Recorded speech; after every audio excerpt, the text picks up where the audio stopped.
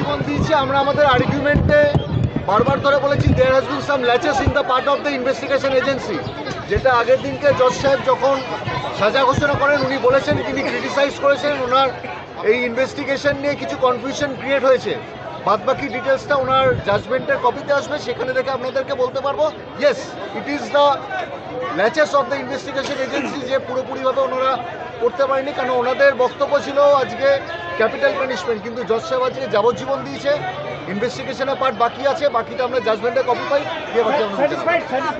জাজমেন্টের কপিটা পাই। আমরা তো সর্বোচ্চ সাজা চেয়েছি, আগামী দিনে তো আরো ইনভেস্টিগেশন হবে, সেটা যাতে ঠিকঠাক হয় সেটার দিকে আমরা এগোবো। বাকিটা আমরা আগে জাজমেন্টের কপি পাই, আসছি। কোর্টের কাছে আমরা যখন আমাদের রিটার্ন নোটস অফ আর্গুমেন্ট জমা দিই, তখন আমরা বেশ কিছু যেই পয়েন্টের উপরে বেস করে কোর্ট আজকে এই জাজমেন্ট দেয়, এবং আমাদের পয়েন্ট সেটা বলা ছিল যে আমরা বিশ্বাস করি যে এই ঘটনার সাথে আরো বেশ কিছু মানুষ কেউ বা কারা যুক্ত রয়েছে, এবং that is what has come out through this judgement. এবং এই রেয়ারেস্ট অফ রেয়ারের যে পার্টটা আপনি বললেন, রেয়ারেস্ট অফ রেয়ারের পার্টে বলতে গেলে একটাই মেন কথা, সেটা হচ্ছে হলো দি জাজমেন্ট উইল রিফ্লেক্টেড। আমরা জাজমেন্টের কপিটা হাতে পাই, then we can further embrace upon that. বলছেন যে তদন্ত কনফিউশন তৈরি করেছে, বেশ কিছুটা কনফিউশন রয়ে গেছে, সেটা লার্নেড কোর্ট নিজের জাজমেন্টেই রিফ্লেক্ট করবেন এবং বলেছেন। এবং এর আগের দিন যে 18টা পয়েন্ট কোর্ট বলেছিলেন তার মধ্যে 2টো পয়েন্ট খুব স্পেসিফিক্যালি অ্যান্ড ক্যাটাগরিক্যালি বলে দিয়েছেন, এবং জাজমেন্টটা পেলে আমরা ফার্দার এই পার্টি এমব্রেস করতে পারবো। অভিযুক্ত সঞ্জয় রায়, তার যে সাজার মেয়াদ ঘোষণা হয়েছে লার্নেড অ্যাডিশনাল ডিস্ট্রিক্ট এবং সেশন জাজ 1 নম্বর শিয়ালদা এই মুহূর্তে ঘোষণা করেছেন।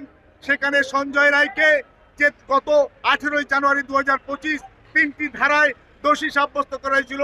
বিএনএস এর যে 64 ধারায় তার যাবজ্জীবন হয়েছে, 66 নম্বর ধারায় তাকে আমৃত্যু কারাবাসের নির্দেশ দিয়েছে, এবং 103-এর খুন অর্থাৎ মার্ডারের জন্য তাকে যাবজ্জীবন এবং 3টে সেকশনেই ফাইনও করেছেন, এবং অনাদায়ে আরো জেলের জেলের প্রভিশন রেখেছেন।